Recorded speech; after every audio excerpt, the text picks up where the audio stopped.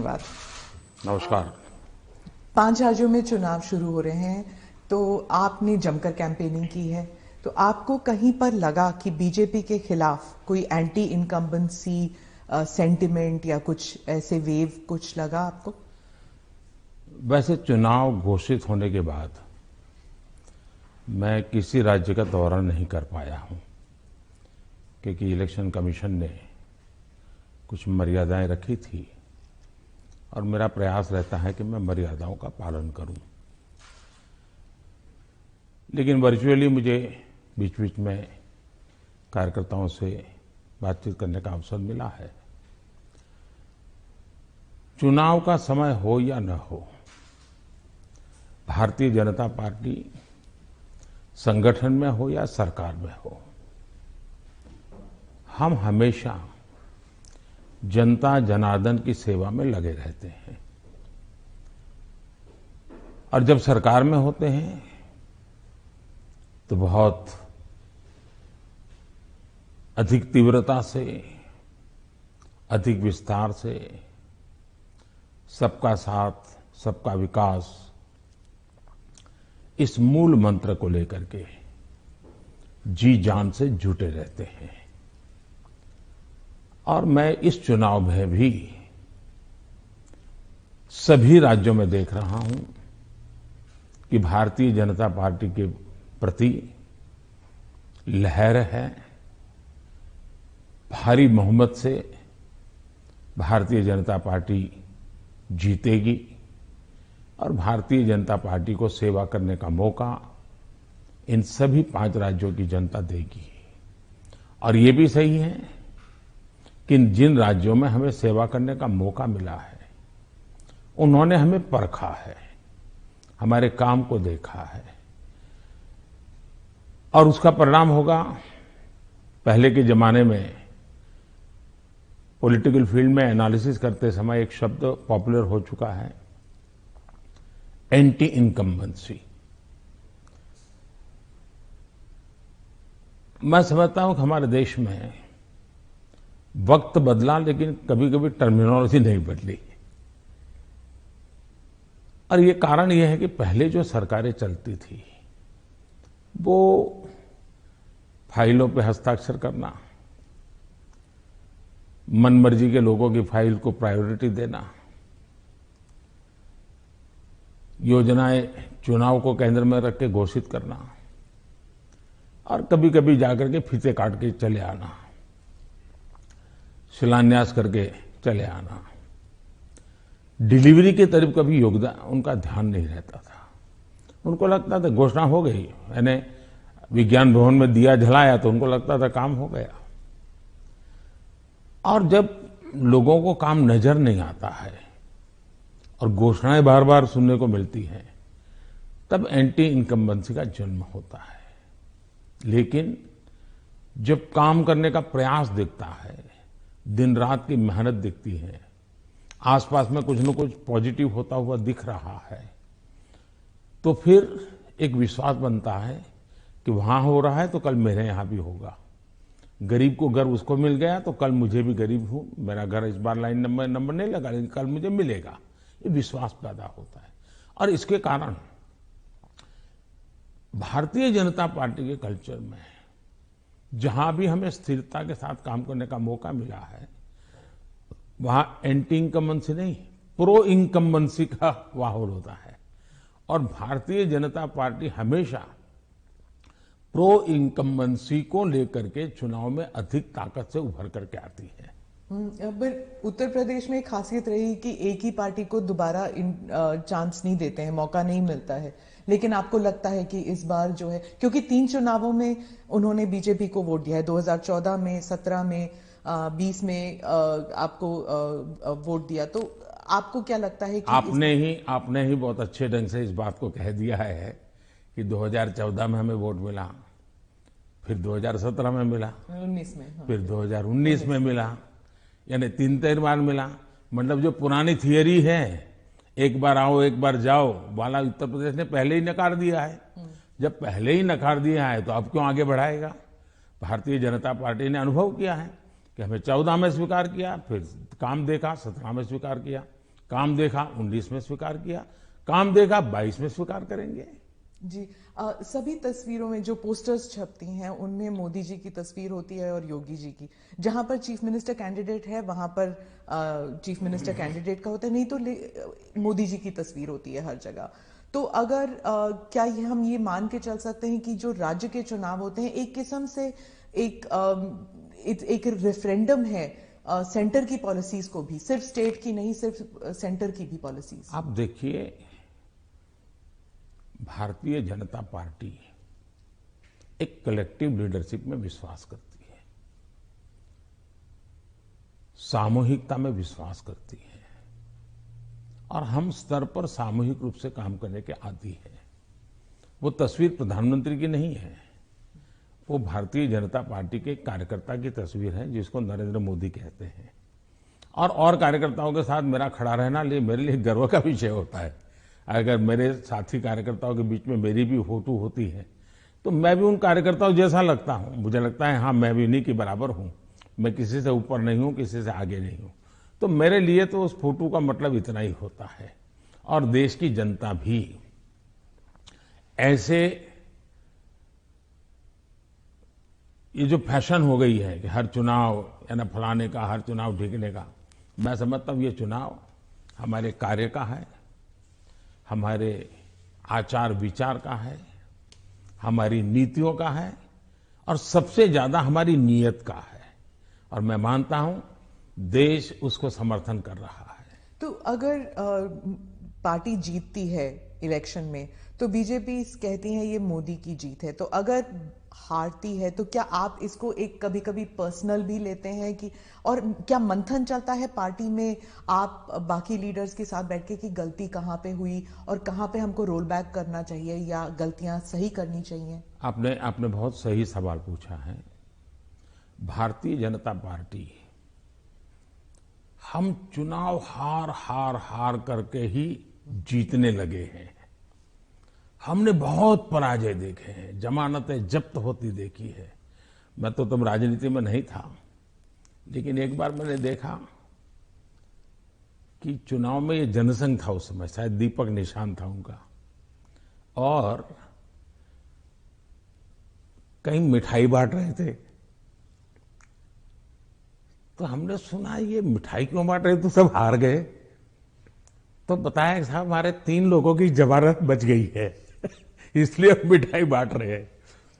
उस जमाने से हम लोग गुजरे हुए लोग हैं, और इसलिए जय और पराजय दोनों हमने देखा है। हम जब विजयी होते हैं तो हमारी कोशिश ये है कि हम ज्यादा से ज्यादा जमीन से जुड़े, जमीन के साथ जितना गहरा नाता बनता जाए हम बनाएं।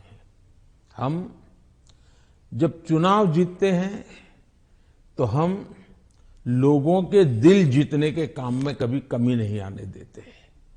हमारे लिए हर पल, हर दिन, हर योजना, हर काम जनता जनार्दन के दिलों को जीतना, और दिल तब जीते जाते हैं जब उनको समाधान होता है, संतोष होता है। तो हम हमारी शक्ति उसी में लगाते हैं, और हम बहुत कॉन्शियसली प्रयास करते हैं कि जीत हमारे सर पे न चढ़ जाए, हमारे दिमाग में वो सवार न हो जाए, और इसलिए हम धरती पर रहते हैं। जहां तक पराजय का सवाल है, हम पराजय में भी आशा को खोजते रहते हैं। हम निराशा में डूब करके इसने किया, उसने किया, इसको वो ये करो, डिकना करो, फलाना करो, इस चक्कर में नहीं पड़ते। हम सोचते हैं कि सामने वाले की रणनीति क्या थी, उसके तौर तरीके क्या थे, वो लोगों को गुमराह करने में क्यों सफल हुआ, हमारी बात को हम कैसे पहुंचाएंगे। हम औरों का भी अभ्यास करते हैं, हमारा भी अभ्यास करते हैं, हम स्थितियों का भी अभ्यास करते हैं, हम उस प्रकार के योजनाओं का भी अभ्यास करते हैं, और फिर हम आगे की रणनीति बनाते हैं। हम हर चुनाव से सीखते हैं, चुनाव जय का हो या चुनाव पराजय का हो। हमारे लिए चुनाव एक प्रकार से ओपन यूनिवर्सिटी है, जिसमें हम नए रिक्रूटमेंट के लिए अवसर भी मिलता है और अपने आप को तराशने का भी अवसर मिलता है। तो हम चुनाव को एक प्रकार से हमारा एजुकेशन का पीरियड मानते हैं। आप योजनाओं की बात कर रहे थे। अखिलेश जी कहते हैं कि उत्तर प्रदेश में कोई योजनाएं आपकी नहीं थी, माने नहीं बीजेपी की नहीं थी, वो उनकी अपनी योजनाएं हैं। आप अपना अपनी जामा पहनाते हैं और आप अपनी उपलब्धि बताते हैं उसे। मुझे बहुत आनंद होता है जब ये सुनता हूं तो। योगी जी की इतनी मेहनत और इतनी सफल योजना, उसको साकार करना और उसको कभी कोई एनकैश करने के लिए इधर उधर की बातें करता है, तो मैं उसमें से एक अर्थ ये निकालता हूं कि योगी जी की ये योजना इतनी अद्भुत है, असंभव को उन्होंने संभव करके दिया है, तभी जाकर के विरोधी भी उसको कैश करने के लिए मैदान में उतर पड़े हैं। वरना विरोधी विरोध करता, कैश करने के लिए मैदान में उतरा है, मतलब योजना अच्छी है, योजना सफल है और सफल तरीके से समय सीमा में उसको पूरा किया है। और एक प्रकार से मैं इसको योगी जी की क्रेडिट मानता हूं। दूसरा विषय है, हमारे देश में एक कल्चर चला कि राजनेता और सरकारों का काम क्या, हर चीज पे हाथ डाल देना, बोलते रहना, ये करेंगे वो करेंगे, ये करेंगे वो करेंगे, कभी इसके में। और कोई चीज दुनिया में उन्होंने छोड़ी नहीं है। कोई नेता मिल जाएगा, वो कहेगा हम चंद्र पर मानवी भेजने वाले हैं। कोई नेता मिल जाएगा, उसने कभी कहा होगा कि हम चंद्र पर व्यवस्थाएं खड़ी करने वाले हैं। और 100 साल के बाद भी, 50 साल बाद, 30 साल भी कोई कर देगा तो वो कहेंगे हाँ देखो हमने उस समय कहा था। तो ऐसे लोग तो बहुत मिल जाएंगे। आपने क्राइम फ्री उत्तर प्रदेश का जिक्र किया है अपने भाषणों में, पार्लियामेंट में भी आप कर रहे थे। आपने कहा कि समाजवादी पार्टी जो है वो दंगाइयों की पार्टी है, आपने, और योगी जी ने कहा कि गुंडे हैं उस पार्टी में। तो क्या आप, और समाजवादी पार्टी कहती है कि उनकी खामियां हैं और इसलिए वो हम पर एलिगेशंस करते हैं। क्या आप ये आप कैटेगोरिकली कह सकते हैं कि यूपी जो है वो क्राइम फ्री की तरफ बढ़ रही है और ये हो सकता है, संभव है? पहली बात है कि जब लोग उत्तर प्रदेश में सुरक्षा के विषय की चर्चा करते हैं तो वहां के सामान्य मानवी के मन में पिछली सरकारों में जो उन्होंने मुसीबतें झेली है, जिस प्रकार से गुंडा राज चलता था, जिस प्रकार से माफिया की इच्छा के अनुसार ही सरकार के बाबुओं को काम करने के लिए मजबूर होना पड़ता था, जिस प्रकार से इस प्रकार के दबांग लोगों को सरकार में एक प्रकार से प्रतिष्ठा थी, आश्रय था, ये सारी चीजें उत्तर प्रदेश ने बड़े निकट से देखा है। बहन बेटी घर के बाहर नहीं निकल पाती थी, ये उत्तर प्रदेश ने देखा है। आज उत्तर प्रदेश की बेटी कह रही है कि मैं शाम को अंधेरा होने के बाद भी अगर कहीं काम है तो जा सकती हूं। ये जो विश्वास पैदा हुआ है वो मैं समझता हूं सुरक्षा के लिए बहुत जरूरी है। और ये तब हुआ है, उत्तर प्रदेश में एक समय था गुंडे जो चाहे वो कर सकते थे। आज स्थिति ये है कि उनको हाथ जोड़ के कहना पड़ता है कि यहां बाहर मुझे रहना नहीं है, या तो मुझे जेल में ही रखो ताकि वहां थोड़ी बहुत तो मेरी जिंदगी बच जाएगी, क्योंकि मेरे पाप। और हर कोई सरेंडर कर रहा है।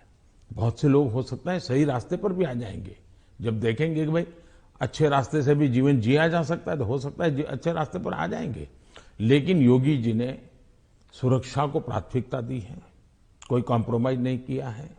कुछ लोगों को उसके कारण तकलीफ हो रही क्योंकि उनका कारोबार वही था।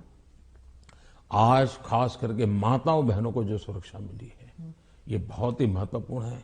अब आप देखिए इतना बड़ा कुंभ का मेला हुआ, यानी हमारे देश में हुए कुंभ के मेलों में सबसे बड़ा कुंभ का मेला योगी जी के कालखंड में हुआ।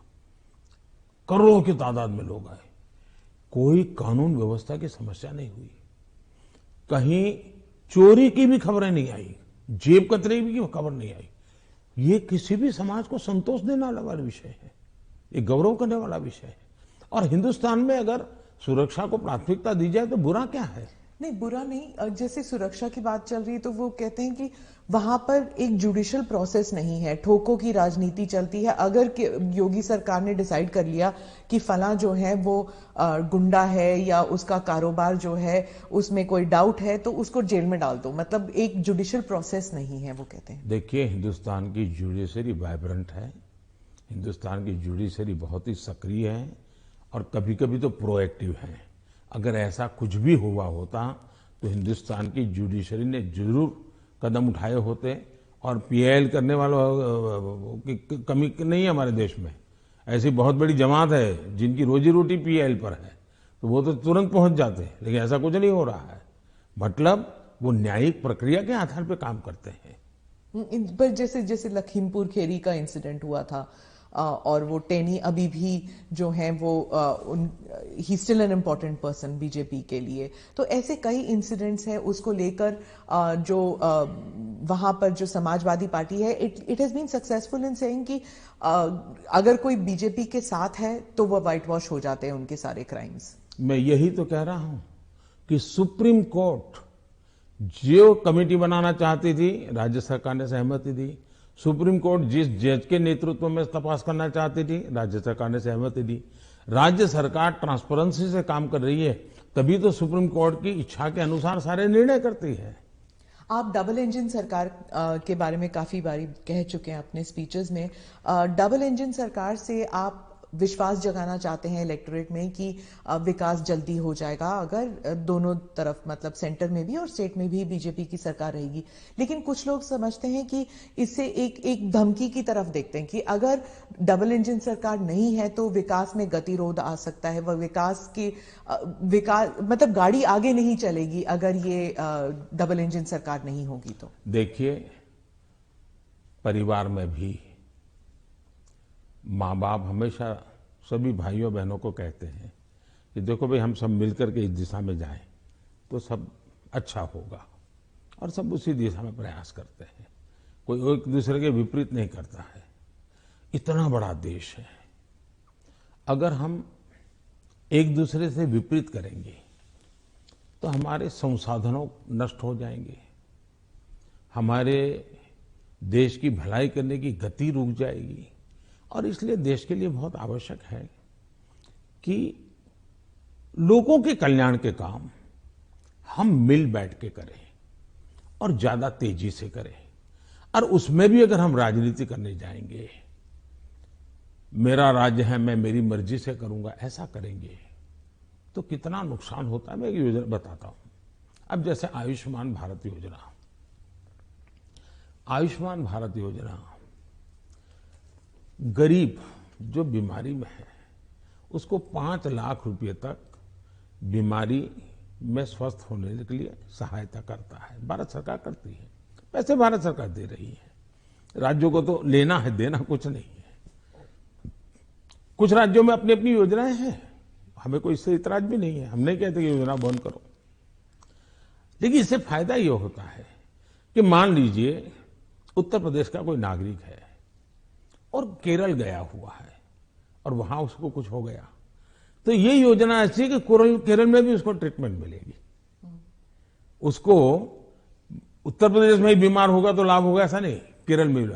इसका मतलब कि आयुष्मान भारत योजना से जोड़ना मतलब दोनों इंजन जुड़ जाएंगे तो गरीबों को लाभ होगा नहीं होगा। लेकिन कुछ राज्य ऐसे हैं जिनको लगता है नहीं, हम आयुष्मान भारत से नहीं जोड़ेंगे। दिल्ली में क्या ऐसी सरकार है। अब दिल्ली का नागरिक हिंदुस्तान के किसी कोने में जाएगा और वहां कुछ हुआ तो उसको वो लाभ नहीं मिलेगा। अब क्या कारण है कि इसका विरोध किया जा रहा है? उसी प्रकार से हमने one nation one ration card क्यों किया कि भाई कोई भी मजदूर हिंदुस्तान के किसी भी कोने में जाएगा, एक ही राशन कार्ड होगा। अगर वो महाराष्ट्र में है तो भी उसको free price, fair price shop से उसको अनाज मिल जाएगा। अब 2 राज्य ऐसे निकले जिनको सुप्रीम कोर्ट को डंडा मारना पड़ा, कहना पड़ा कि भाई one nation one ration card गलत क्या है, तुम लागू करो। अब इसलिए हम कहते हैं कि डबल इंजन की सरकार होती है तो गरीबों को सबसे ज्यादा लाभ होता है। अब जैसे जीएसटी कानून आया, पहले हमारे देश में हर जगह पर टैक्सेशन की सिस्टम इतनी अलग अलग थी कि विदेश के निवेशक जो होते थे उनको बहुत दिक्कत होती थी। भाई हमें एक राज्य में अगर कारखाना लगाते हैं तो हमें वहां इस प्रकार का प्रॉब्लम होता है, दूसरे में लगाते हैं तो दूसरा होता है। अब जीएसटी होने के कारण उनको भी सहूलत हो गई। तो हम जो ये कह रहे हैं कि भाई डबल इंजन की सरकार, हम ऐसी व्यवस्थाएं करें, अपनी विविधता को बनाए रखना है, भारत की विविधता ही उसकी ताकत है, लेकिन व्यवस्थाओं को भी बनाए रखना है। और इसलिए हम कहते हैं कि जब डबल इंजन लगता है तो ताकत बहुत बढ़ जाती है, हमारी शक्ति वेस्ट नहीं होती है। हमें इसका उपयोग सिर्फ और सिर्फ देश का कल्याण, गरीबों का कल्याण, देश के युवाओं का भला, इतना ही हमारा अर्थ है। आप विविधता की रिस्पेक्ट के बारे में बात करते हैं, लेकिन राहुल गांधी और सिर्फ राहुल गांधी नहीं, स्टालिन, केसीआर, महबूबा, ममता सब कहते हैं कि आपकी पार्टी जो है उस विविधता को रिस्पेक्ट नहीं करती, इसलिए चाहे बंगाल हो या आंध्रा, तमिलनाडु, केरला और कश्मीर, इन सभी राज्यों में बीजेपी कहीं घुस भी नहीं सकती है, सरकार बना नहीं सकती है, क्योंकि एक सेंट्रिस्ट, एक स्ट्रांग व्यू पॉइंट वाली पार्टी है जो रीजनल एस्पिरेशंस को नहीं समझती। पहली बात ऐसी है कि भारतीय जनता पार्टी एक ऐसी पार्टी है जिसका ये मत है कि देश के विकास के लिए हमें रीजनल एस्पिरेशंस को एड्रेस करना ही चाहिए। और देश में मैं पहला मुख्यमंत्री हूं जो इतने लंबे समय तक राज्य का मुख्यमंत्री रह करके आया हूं, और इसलिए राज्य के एस्पिरेशंस क्या होते हैं, राज्य की आवश्यकताएं क्या होती हैं, इसका मुझे भली भांति समझ है। और इसी के कारण हम हिंदुस्तान के सभी राज्यों की भला, अब देखिए मैं दुनिया के मेहमान आते हैं तो पहले उनको दिल्ली में ही आना और जाना हो जाता था, मैं ऐसा नहीं करता हूं। आप ट्रंप को लेके गुजरात, मैं उनको अलग अलग जगह पर, मैं चाइना के राष्ट्रपति को ले गया तमिलनाडु, मैं फ्रांस के राष्ट्रपति को ले गया उत्तर प्रदेश, मैं जर्मन चांसलर को ले गया कर्नाटका, और तब तो कांग्रेस की सरकार थी। किसकी सरकार? इस देश की शक्ति को उभारना, इस देश के हर राज्य को प्रोत्साहन मिलना, यही हमारा काम होता है। अब यूएन में जाकर मैं तमिल भाषा में कोट करता हूं तो दुनिया को गर्व होता है कि भारत के पास दुनिया की सबसे पुरानी भाषा है, पहले कोई बोलता ही नहीं था। और इसलिए तो मैं हर एक को साथ लेकर के चलने का प्रयास करता हूं, और मैं मानता हूं वही रास्ता है।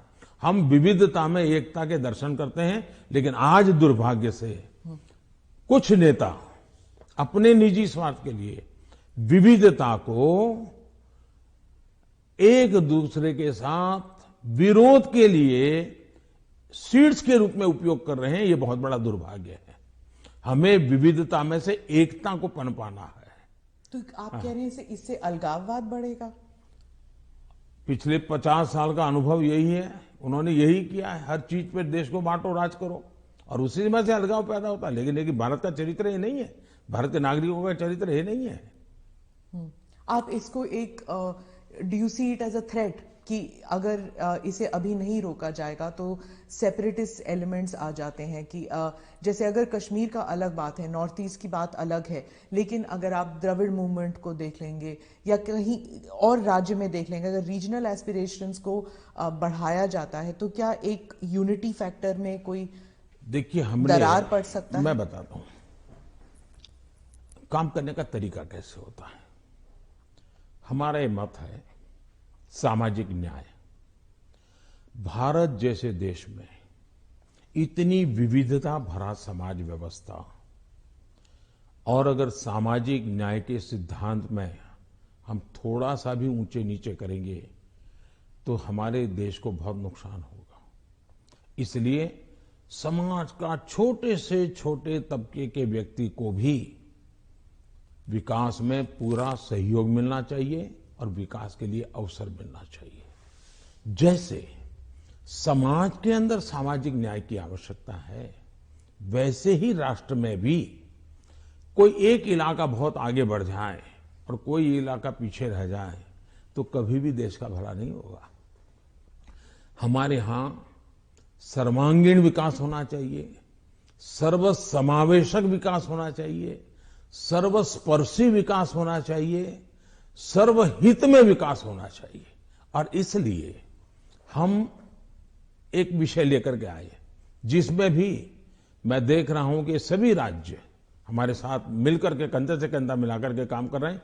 एक राज्य नहीं कर रहा है, ये दुर्भाग्य है, बाकी सब राज्य कर रहे हैं। क्या है? हमने देखा कि हिंदुस्तान में 100 से थोड़े ज्यादा कुछ जिले ऐसे हैं कि जो राज्य की एवरेज से भी बहुत पीछे हैं। हर प्रकार से वहां का धन तो सब राज्य जिलों को समान मिलता है, तो ऐसा क्यों होता है? गवर्नेंस के प्रॉब्लम, योजनाओं का अमलीकरण नहीं।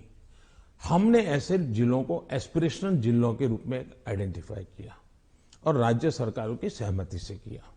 करीब 110-115 जिले हैं और उस पर हमने स्पेशल फोकस किया। मैं खुद जिलों से बात करता हूं, उन जिलों में कल्याणकारी योजनाएं ज्यादा से ज्यादा पहुंचे। मैं राज्य सरकारों को प्रार्थना करता हूं कि वहां यंग अफसरों को लगाइए, आईएएस अफसरों को, प्रमोटेड अफसरों को या रिटायर्ड एज वाले लोगों को वहां मत भेजिए, यंग लोगों को लगाइए। और मैंने देखा कि सभी राज्यों ने मेरी इस बात को माना, यंग अफसरों को लगा। दूसरा, मैंने कहा बार बार ट्रांसफर मत कीजिए, उनको वहां रहने दीजिए 3 साल, उनको कहिए कि तुम काम करो, बाद में तुम्हें अच्छा पोस्टिंग देंगे। सभी राज्यों ने मेरी मदद की और आज ये जो एस्पिरेशनल डिस्ट्रिक्ट है वो राज्यों की एवरेज से भी कुछ तो आगे निकल रहे हैं, कई पैरामीटर में आगे निकल रहे हैं। अब देश का भला हो रहा है। तो मेरा फेडरलिज्म में छोटे से छोटी इकाई का भी भला हो। अब जैसे ऑप्टिकल फाइबर नेटवर्क हिंदुस्तान के हर गांव में जाना चाहिए। हम लगे हैं, पैसे लगा रहे हैं, पूरी ताकत लगा रहे हैं। क्यों? हमें तो पूरे देश को ऊपर लाना है। यही तो रीजनल एस्पिरेशंस को एड्रेस करने का हमारा तरीका है। ये बात चलती है कि ये मोदी दी एडमिनिस्ट्रेटर है। अब अगर आप मोदी द पॉलिटिशियन के बारे में बात करूं तो जो पोलराइजेशन हमारे सोसाइटी में है वो हर इलेक्शन में उभर कर आती है, जाति के नाम पर हो या धर्म के नाम पर हो। कोई ना कोई किस्सा जरूर हो जाता है इलेक्शन से पहले। तो मोदी दी एडमिनिस्ट्रेटर आपने बता दिया आपने क्या क्या किया है, मोदी द पॉलिटिशियन नहीं कर पाया है अभी तक। पहली बात है कि भारतीय जनता पार्टी, उसका मंत्र है सबका साथ, सबका विकास, सबका विश्वास और सबका प्रयास। हमने हमारे इन सिद्धांतों को कभी बदला नहीं है। आपने मेरे मुंह से सैकड़ों बार इसको सुना होगा और मैं तो देख रहा हूं इन दिनों दुनिया के देश भी मेरे इस वाक्य का अपनी भाषा में ट्रांसलेशन करके सुनाते हैं कि मोदी इन सिद्धांतों पर काम करते हैं। और इसलिए हम मानते हैं कि सबका साथ यही हमारा मंत्र रहा, हम करते हैं। समाज व्यवस्था तो है ही है, इसको तो कोई नकार नहीं सकता है। लेकिन हैरानी तब होती है जब मैं देख रहा हूं मीडिया में हम समाज को कोई दबा कुचला वर्ग हो उसकी चिंता हमको करनी चाहिए, क्यों नहीं करनी चाहिए। लेकिन हम कहेंगे भाई इस समाज में अगर पंथ के आधार पर देखें तो इस संप्रदाय में इस प्रकार की जाति व्यवस्था का वर्णन करेंगे और इस समाज में हम कभी नहीं करेंगे। क्या वहां भी समाज के और वर्गों में जातियां नहीं हैं, ऊंच नीच नहीं है, वहां पर बैकवर्ड नहीं। अब जैसे मेरे यहां गुजरात में मुस्लिम संप्रदाय में मैं समझता हूं कि 70 जातियां ऐसी हैं जो ओबीसी हैं और मेरे गुजरात में जब मैं था उनको ओबीसी की कैटेगरी में बेनिफिट मिलता था। लेकिन कभी मैं मीडिया में नहीं देख रहा हूं कि भाई वहां कितने ओबीसी को टिकट मिला, वहां कितने पिछड़ों को टिकट मिला, कुछ नहीं। तो ये इस प्रकार की राजनीति कौन करते हैं जी? क्या इससे बाहर आना चाहिए कि नहीं आना चाहिए? हम टिकट देंगे तो भी जाति के आधार पर बंटवारा शुरू कर देते हैं, इसी भाषा में वर्णन करते हैं। किस जाति का कितना वोट मिलेगा ये भी कह रहे हैं। हम ये सारी भाषा को बदलना चाहिए और इसलिए सबका साथ सबका विकास हम उसी मंत्र को लेकर के चलना चाहते हैं ताकि हमारा मत है कि देश की एकता देश को आगे ले जाने के लिए बहुत आवश्यक है। पर जो अल्पसंख्यक हैं वो दरार में गिर जाते हैं, वो जो फिशर्स होते हैं उनमें गिर जाते हैं। जो वो आपने तो कई सारे उदाहरण दे दिए जहां पर वो जैसे आपने कहा कि कार्ड यहां पर भी इस्तेमाल हो सकता है, वहां पर भी इस्तेमाल हो सकता है, बहुत सारी योजनाएं हैं। लेकिन जब ऐसे पोलराइजेशन की जो किस्से हो जाते हैं तब क्या होता है, मीडिया में भी आ जाता है, और जब मीडिया में आता है minorities are not safe in India, international media में भी आ जाता है। जो पूंजी निवेश करना चाहता है बाहर बैठ के, वो सोचता है यहाँ पॉलिटिकल अनरेस्ट है, मैं क्यों यहाँ पर पैसे लगाऊं। तो एक आज विश्व में भारत ने अपनी एक अच्छी पहचान भी बनाई है, और वो मीडिया की ताकत से भी आगे निकल गई है। अब जहां तक मीडिया का सवाल है, वो क्यों ऐसा करते हैं, किसके कारण करते हैं, किसके लिए करते हैं, किसके कहने से करते हैं, किसके दबाव में करते हैं, ऐसे विषयों पर मेरा टिप्पणी करना उचित नहीं है। लेकिन मेरा इतनी समझ जरूर है कि मीडिया वर्ल्ड में भी एक बहुत बड़ा कंपटीशन है। उनको भी टिकने के लिए, अपने व्यापारिक हितों के लिए भी बहुत जिद्दोजहद करनी पड़ रही है। वो भी एक एलिमेंट है मीडिया की, कुछ मजबूरियां भी हैं उनकी। इस सबके बावजूद भी हमारी बात दुनिया में पहुंची है, इन्हीं लोगों के माध्यम से पहुंची है, क्योंकि अच्छे लोग भी हैं, नहीं है ऐसा नहीं है। जहां तक विदेश का मीडिया का कुछ सवाल है, दुनिया में मैंने देखा है कि कोई ही देश होगा, रेयर एक्सेप्शन, मैं भारत की बात नहीं कर रहा हूं, मैं बाहर की बात कर रहा हूं, कि जहां का मीडिया अपने देश के हितों के खिलाफ कुछ करता हो। कभी नहीं करते। तो कभी कभी ये मीडिया हाउस भी उनके देश के हितों के लिए भी, देशों के बीच की जो स्पर्धा होती है, तो एक लाइन ड्रॉ करते हैं। तो उनकी एक अपनी दुनिया है, चलने दीजिए। लेकिन आप देखिए क्या कारण है कि आज सबसे ज्यादा एफडीआई है भारत में। क्या कारण है? सबसे ज्यादा एफआईआई है। क्या कारण है इतना निवेश आ रहा है? क्या कारण है कि जब आयुष्मान कोरोना आया, दुनिया के 150 के करीब देश भारत की दवाई के लिए, मुझे लगातार हिंदुस्तान, दुनिया के मैक्सिमम लोगों ने मुझ पर टेलीफोन करके दवाइयां मांगी होगी। तो भारत की प्रतिष्ठा है तभी तो कर रहे हैं। और इसलिए ये जो हम 24 घंटे हेडलाइन के भरोसे राजनीति करते हैं, उनकी मजबूरियां होगी। मैं तो दुनिया के लोगों के सामने सत्य लेकर के जाता हूं, सच्चाई पहुंचा के रहता हूं, और दुनिया को भारत की तरफ आकर्षित कर रहा हूं। और पीएलआई इसके अभी अभी हम लाए, कितना बड़ा रिस्पांस मिल रहा है जी, कितना समर्थन मिल रहा है। समाजवाद के बारे में आपने कहा कि जो समाजवादी पार्टी है ये फेक सोशलिस्ट हैं, नकली सोशलिस्ट हैं। तो समाजवादी है कौन फिर उत्तर प्रदेश में? क्योंकि अर्थशास्त्री कहते हैं कि बीजेपी जो है वो पहले इकोनॉमिक पॉलिसीज में राइटिस्ट थी, फिर वो सेंट्रिस्ट हो गई, अब वही समाजवाद बन गए हैं।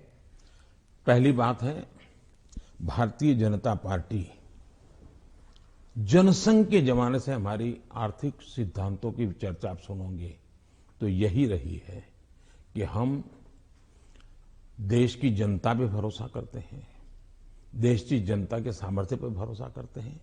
सरकार की नीतियां उनको अवसर देने वाली होनी चाहिए, और हम वो नीतियां बना रहे हैं कि उनको सबसे ज्यादा अवसर मिले। दूसरी बात है, हमारा मत है, गवर्नमेंट है no business to do a business. अब ये कहां समाजवाद के साथ बैठता है?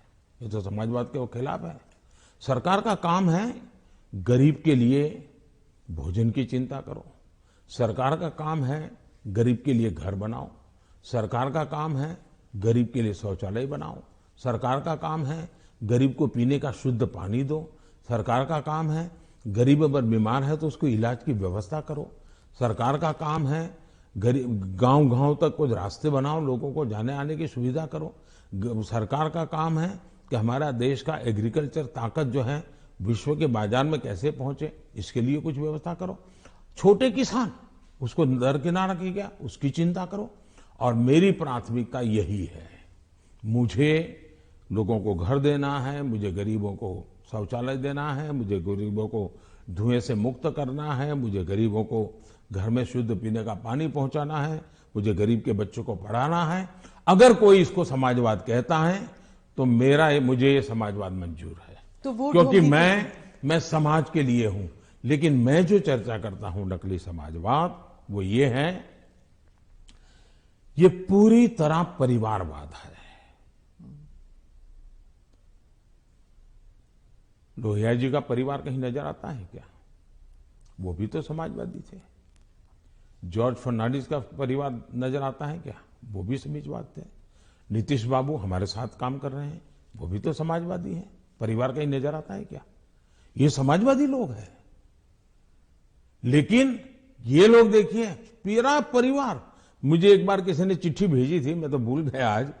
उन्होंने कहा कि इनके परिवार से, ये सपा जो है उत्तर प्रदेश का, 45 लोग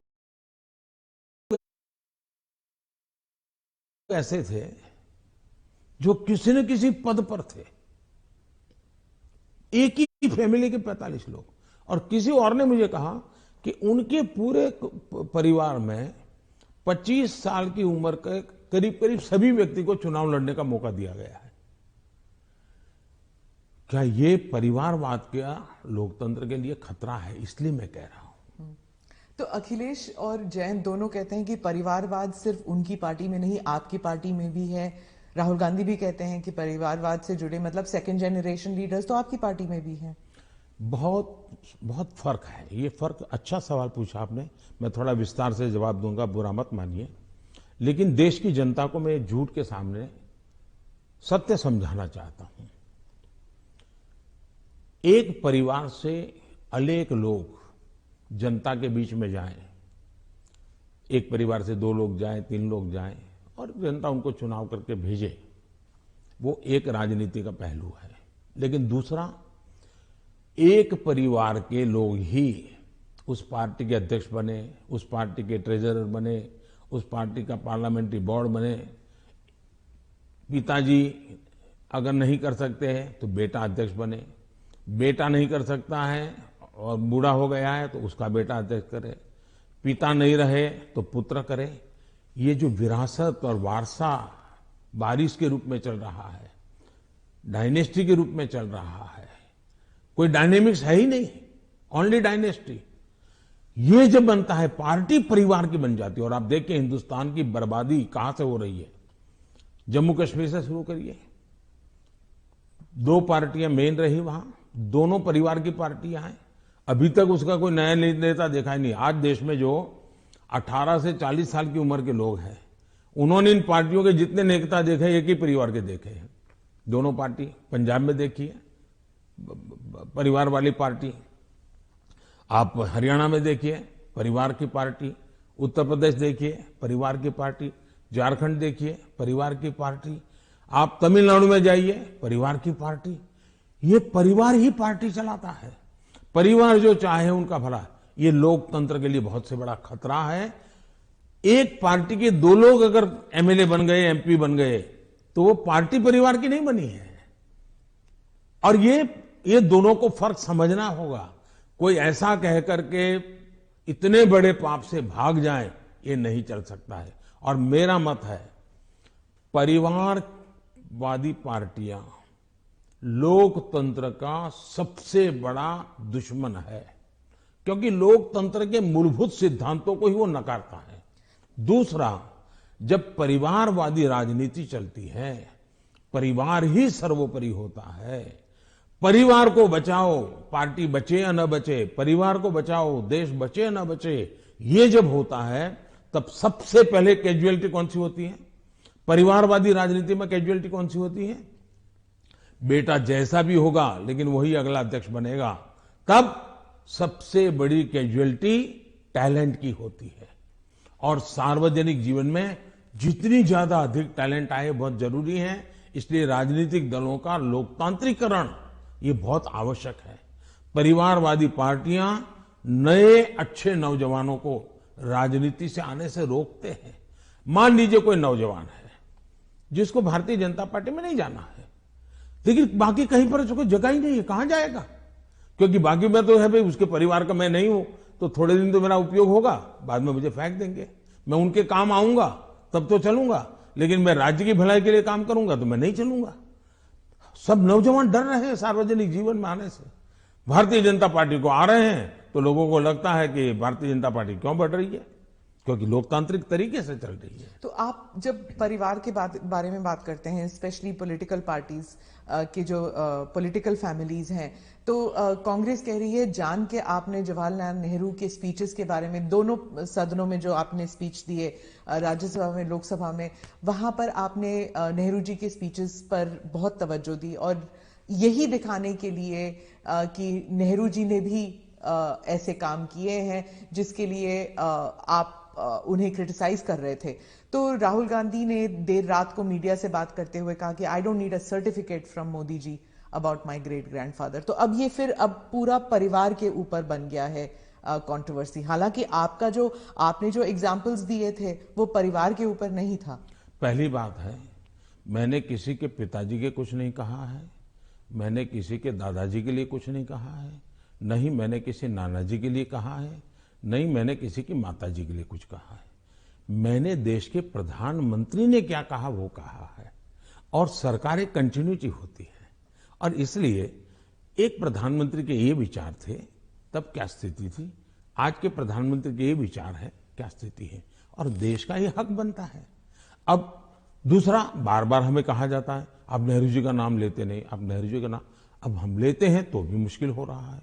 मुझे समझ नहीं आ रहा है कि इतना डर किस बात का है। प्रधानमंत्री जी, 2014 से आप कांग्रेस मुक्त भारत की बात करते हैं। अब वो 60 से कम सीटें हैं कांग्रेस पार्टी की, और उत्तर प्रदेश में तो नंबर 4 पर है। तो आप इतना वक्त क्यों लगा रहे थे अपने स्पीच में कांग्रेस के ऊपर? पहली बात है कि देश की जो आज हालत है उसमें सबसे जिम्मेवार कोई मुख्य धारा है तो कांग्रेस की धारा है। इस देश को जितने प्रधानमंत्री मिले ना, उसमें से अटल जी को और मुझे छोड़ करके सारे प्रधानमंत्री कांग्रेस कुल के ही थे। इसके कारण देश में एक कांग्रेस की कार्यशैली ही राजनीति में एक प्रकार से मुख्य धारा बन गई। अब जब कांग्रेस की कार्यशैली, कांग्रेस की विचारधारा, कांग्रेस के पसंद नापसंद के आधार क्या है, संप्रदायवाद है, जातिवाद है, भाषावाद है, प्रांतवाद है, भाई भतीजावाद है, भ्रष्टाचार है, अगर यही इस राजनीति में मुख्य धारा में रहेगा तो देश का कितना बड़ा नुकसान होगा। और इसलिए मैं हमेशा कहता हूं कि हमें, और जब मैं कांग्रेस मुक्त भारत कहता हूं तो कांग्रेस की संख्या से मेरा लेना देना नहीं है। अब जैसे हम कम्युनिस्ट पार्टियों की आलोचना करते हैं, अब सत्ता में नहीं है, वो कहीं नजर नहीं आता, एक केरल में कोने में बैठे हैं, फिर भी वो विचारधारा खतरनाक है। उसी प्रकार से कांग्रेस ने जो राजनीति में की चरित्र की मुख्य धारा बनाई हुई है वो देश को तबाह कर रही है। अगर अच्छी कार्यशैली होती है, अच्छे तौर तरीके होते हैं तो देश आज से पहले बहुत आगे निकल चुका होता। बहुत रुका हुआ, ठहरा हुआ, जनता ने कुछ कर लिया तो कर लिया, ये हुआ है। उत्तर प्रदेश पे ही वापस आती हूँ। वहां पर जो ऑप्टिक्स की बात कर रही हूँ, जो पहले चरण में जो चुनाव होने वाले हैं, ऑप्टिक्स में ऐसे लग रहा है जैसे दो युवा नेता हैं, अखिलेश और जयंत, और दूसरी तरफ बहुत ही पावरफुल योगी जी और मोदी जी, जो सरकारी मशीनरी का दुरुपयोग कर रही है, कह रहे हैं, और उनके साथ है ईडी, उनके साथ है जुडिशरी, उनके साथ है मीडिया।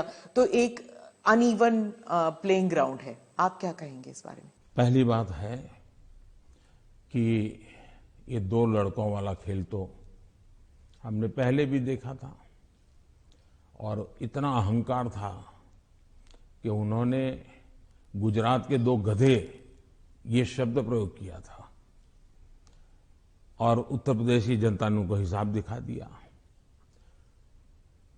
और एक बार तो दो लड़के भी थे और एक बुआ जी भी उनके साथ थी, फिर भी उनके हाल नहीं बना, क्योंकि उत्तर प्रदेश इस प्रकार के जोड़ से अगर किसी को 25 साल पर मताधिकार मिलता है, मान लो 25 साल पर चुनाव लड़ने का हक मिलता है, मान लीजिए, मताधिकार तो 18 साल में मिल जाता है, लेकिन 25 साल पर उसको चुनाव।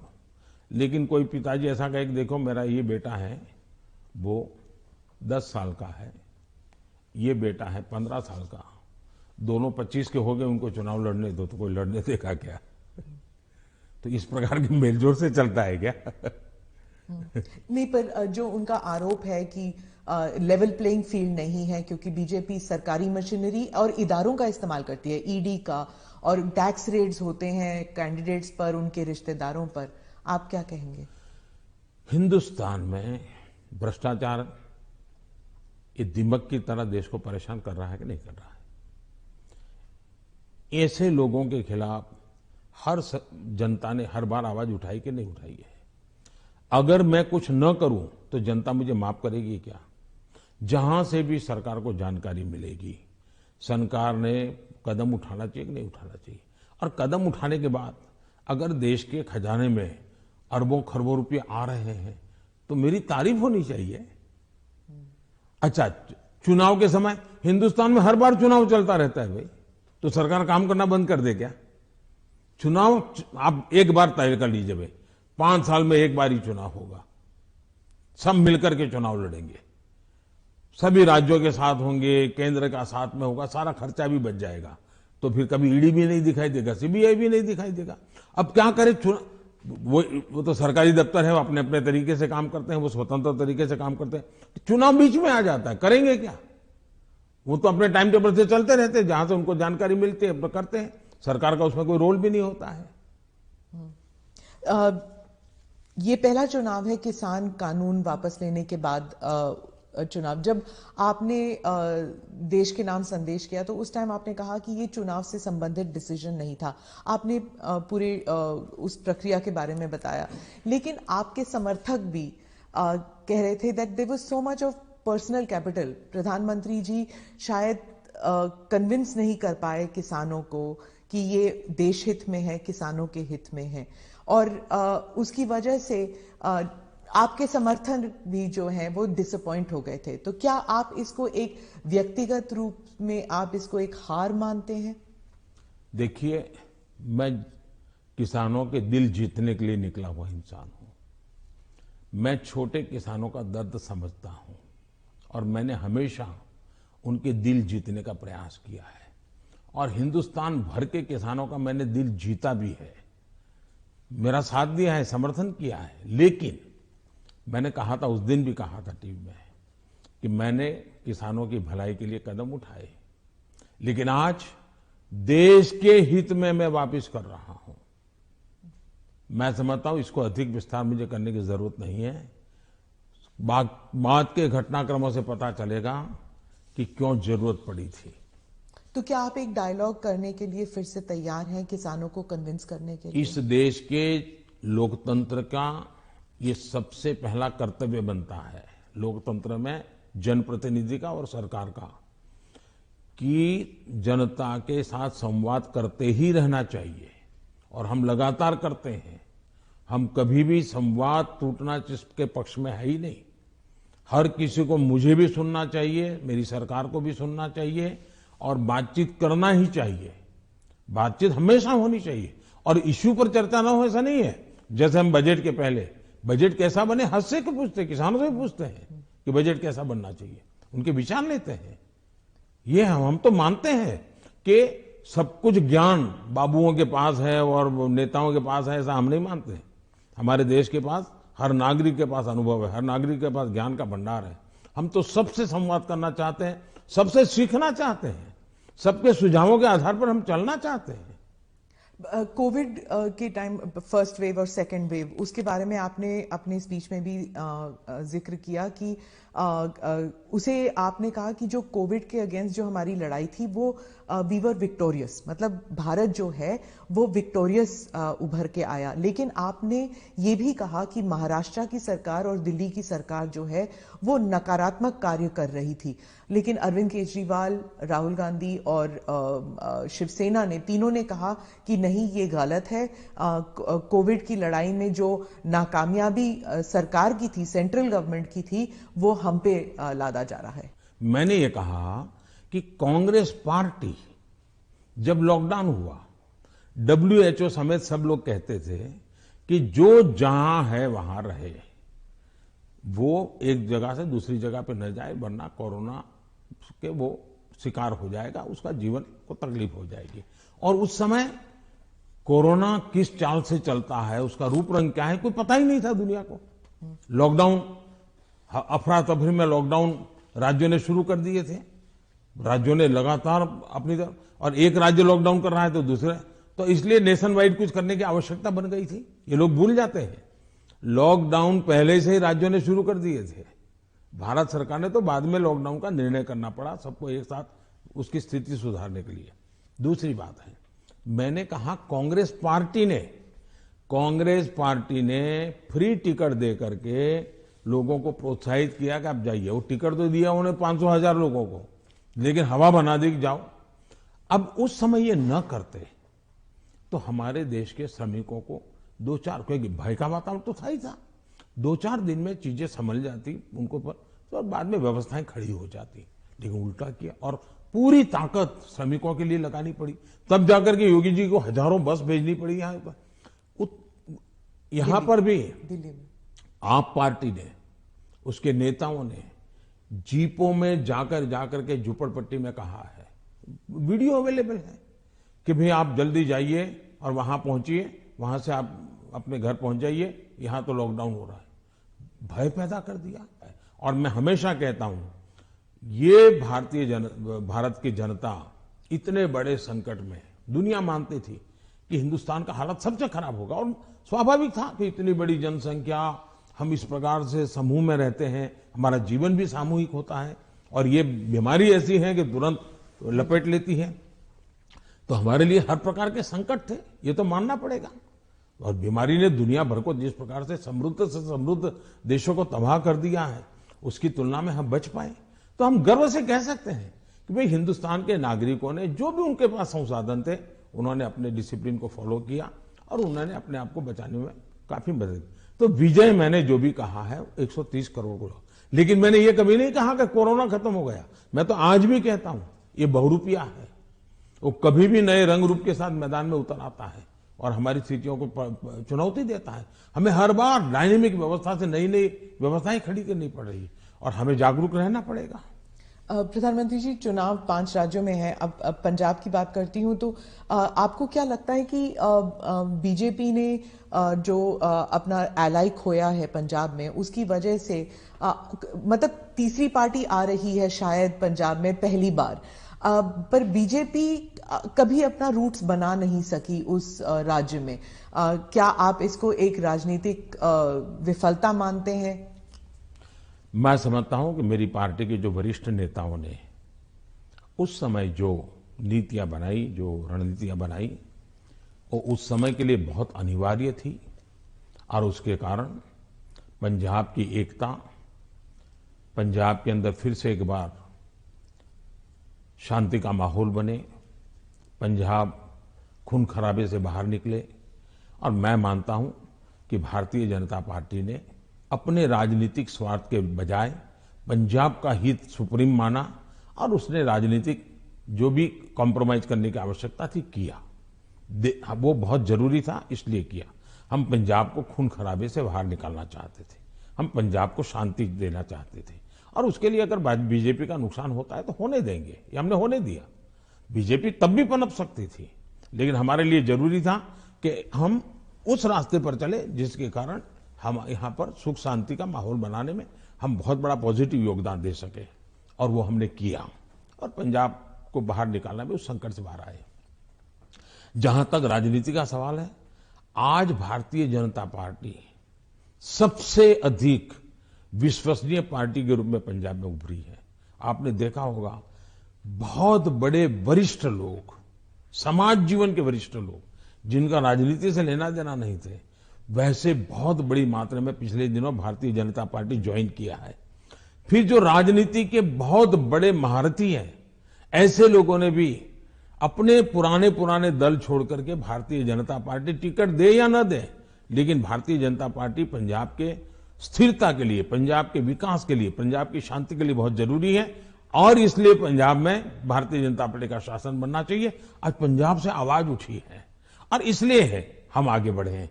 आज दो दल भारतीय जनता पार्टी के साथ जुड़ गए हैं। कैप्टन साहब और ढींडसा साहब बहुत पुराने लोग हैं जो राजनीति के वहां महारथी रहे, 3-3 दशक तक जिन्होंने वहां की राजनीति को दिशा दी है। ये लोग आज भारतीय जनता पार्टी को पसंद कर रहे हैं और इसलिए मैं मानता हूं कि भारतीय जनता पार्टी पहले की तुलना में बहुत ही यशस्वी होगी। पंजाब के लोगों के जो एस्पिरेशंस कई कारणों से हमने भी शायद कॉम्प्रोमाइज कर करके अपनी पार्टी का नुकसान किया, हो सकता है कुछ लोगों का भी हुआ होगा, लेकिन अब जब हम खुल करके आए हैं तो उनका भी हौसला बुलंद हो गया। जो लोग दबे हुए रहे थे वो भी खुल करके हमारे साथ आए हैं। हमने किसान को डायरेक्ट बेनिफिट के लिए हम अड़े रहे, हमने कैप्टन साहब को समझाया, कैप्टन साहब हमारे साथ थे उस समय, वो मुख्यमंत्री थे, सहमत हुए और किसान को डायरेक्ट बेनिफिट ट्रांसफर हमने किया पंजाब में उसकी खेत की। तो मैं 1000 से ज्यादा वीडियो निकली है, 1000 से ज्यादा सोशल मीडिया में, एक मिनट की वीडियो में देख रहा था, मैंने भी कभी 10-12 तो देखी होगी।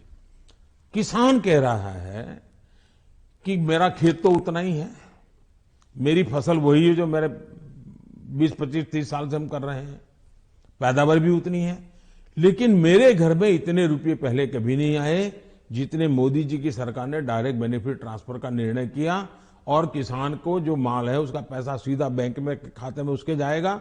तो सारे बिचौलिए गए, कट जो होता था वो गया और मुझे मेरा पूरा पैसा मिला। ये छोटा किसान आज भारतीय जनता पार्टी का जय जयकार कर रहा है।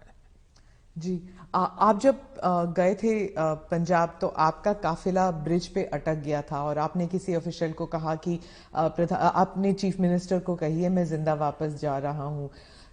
बहुत सारी इन्वेस्टिगेशन भी चल रही है सिक्योरिटी को लेकर, लेकिन उस वक्त आपको कैसे महसूस हुआ था, क्योंकि आप पंजाब से पता नहीं कब से जुड़े हुए हैं?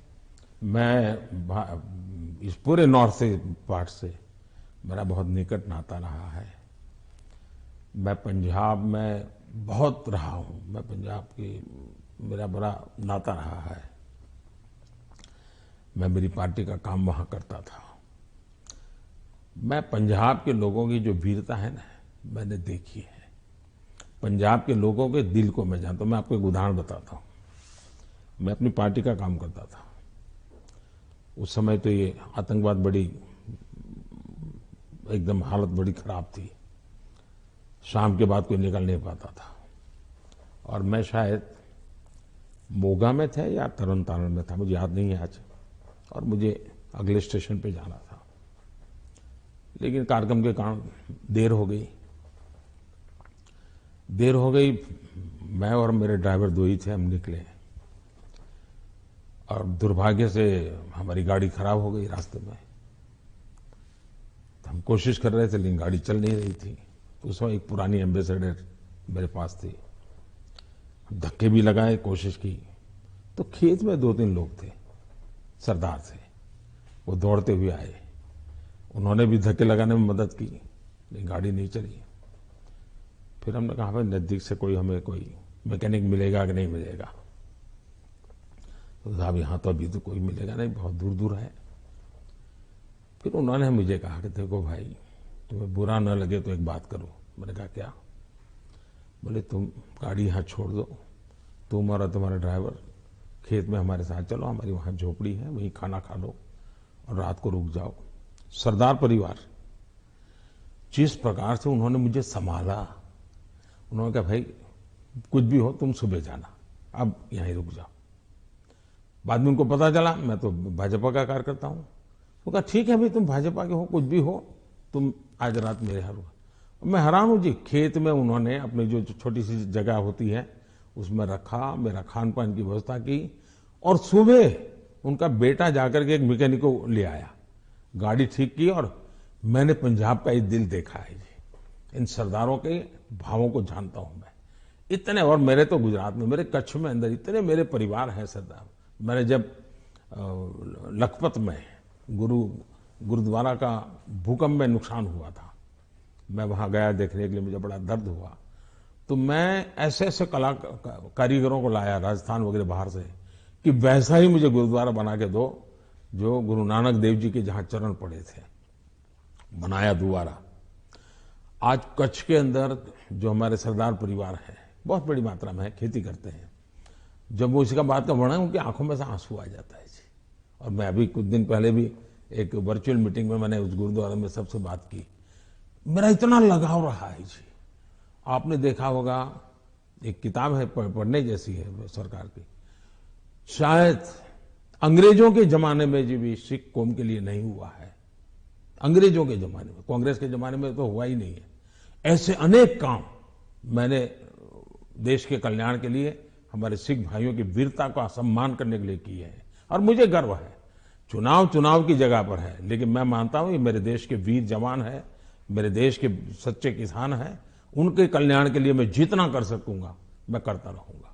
तो क्या उस दिन आपको ऐसे लगा कि ये राजनीतिक आंदोलन था, इसलिए ऐसे हुआ? ऐसा है कि इस विषय में मैंने पूरी तरह मौन रखा हुआ है, क्योंकि सुप्रीम कोर्ट स्वयं इसको गंभीरतापूर्वक इस बात को देख रही है। मेरा कोई भी वाक्य पूरी जो चल रहा है उस पर प्रभाव पैदा करे, यह उचित नहीं है। जो भी है सुप्रीम कोर्ट के द्वारा जांच कमेटी निकालेगी, जो सत्य होगा देश के सामने आएगा, और हमें तब तक इंतजार करना चाहिए। जी, आपने दोनों स्पीच में, राज्यसभा में भी और लोकसभा में भी, आपने कई बार कांग्रेस पर हमला किया, और कांग्रेस पार्टी कहती है कि आपने राहुल गांधी के जो एलिगेशंस थे, चाहे बेरोजगारी पर हो या भारत चाइना पर हो, आपने उसका जवाब नहीं दिया, उल्टा उन पर वार किया। तो पहली बात यह है कि हमला करने वाली भाषा न मैं जानता हूं, न मेरी वो प्रकृति है। लेकिन तर्क के आधार और तथ्य के आधार पर सदन में मैं कोई बात बताऊं, वो मीडिया के लिए गरम गरम मसाला बनाने के लिए हमारा शब्द उपयोग होता होगा। हम हमला नहीं करते, हम संवाद करते हैं। वाद विवाद भी होता है, टोका टाकी भी होती है, और वो विषय मैं बहुत हंसते हुए इसको स्वीकार करता हूं। मैं इसके कारण मुझे कोई नाराजगी नहीं होती, और मैंने हर विषय के तथ्य दिए हैं, हर विषय को तथ्यों के आधार पर बात की है। कुछ विषयों पर सदन में हमारे विदेश मंत्रालय ने विस्तार से कहा है, कुछ विषयों पर हमारे रक्षा मंत्रालय ने विस्तार से कहा हुआ है, और कुछ विषयों पर जरूरी जहां था वहां मैंने भी कहा है। और इसलिए इस प्रकार से जो सुनते ही नहीं है, जो सदन में बैठते ही नहीं है, अब उनकी कमेंट पर मैं जवाब क्या दूंगा? आपने कहा कि आपने मन बना लिया है, 100 साल आप पावर में नहीं आना चाहते, तो मैंने भी मन बना लिया। आपने क्या मन बनाया? हमने मन बना लिया है कि अब राष्ट्र को हम उस बुराइयों की तरफ जाने नहीं देंगे। हम देश में जनहित के लिए जीने वाले, जनहित के लिए जूझने वाले, जनता जनार्दन के सपनों को पूरा करने वाली व्यवस्थाओं को ही बनाएंगे, उसी को बढ़ाएंगे, उसी को चलाएंगे। जरूरत पड़ेगी तो उसको साथ देंगे। यही हमारा रहेगा रास्ता। हम जो देश को तबाही के रास्ते पर ले जाने वाले जितने तरीके हैं वो नहीं आने देंगे। ANI के साथ बात करने के लिए धन्यवाद। बहुत बहुत धन्यवाद। नमस्कार।